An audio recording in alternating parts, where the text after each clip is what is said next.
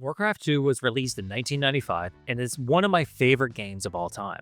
I played so much of it when I was younger, and I was excited to find out that the remaster, which released last year for Warcraft's 30th anniversary, had just been added to Game Pass. It retails for $15 on battle.net if you don't have a Game Pass subscription, and you are looking at 20 to 30 hours of content just for the campaign, which includes the original and the expansion Beyond the Dark Portal.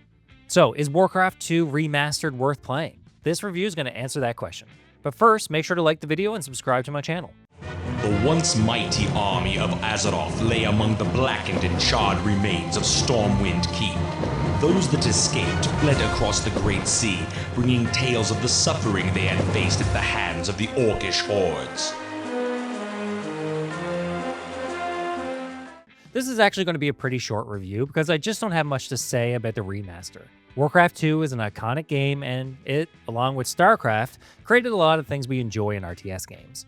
The remaster keeps all the original gameplay and controls, the balance, and the campaign design. You select units the same way as you did before, you move with the right mouse button or by clicking the icons, and you can't queue units in the barracks or in your town hall, so you need to micromanage both your armies and your economy.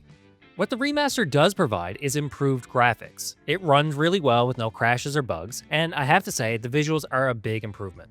But they also didn't redesign the entire game in the same way as Warcraft 1 was remastered. Going back and forth between the old graphics and the new isn't as jarring as Warcraft 1 Remaster. It feels like they just upped the resolution, ran everything through like an upscaling tool and an AI enhancement, and went in afterwards to touch up any visuals that the AI tool messed up. The original Warcraft 2 isn't a bad-looking game, and unlike Warcraft 1, not a ton of stuff was left to the player's imagination to fill in the blanks. Sure, some of the units were blocky and lacked detail, but the developers had a lot to work with here to improve them. They didn't have to make things up or assume a shape of a unit meant something else.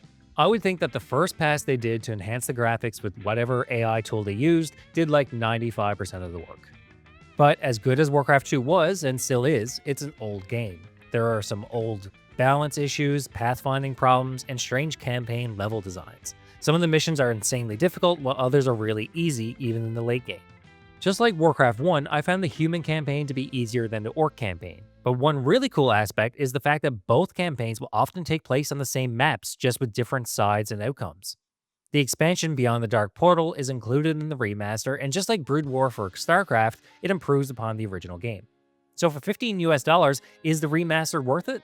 I would have to say yes if you're a fan of the original, but I think this one should be closer to like $10 as it's not that insane of an improvement over the original.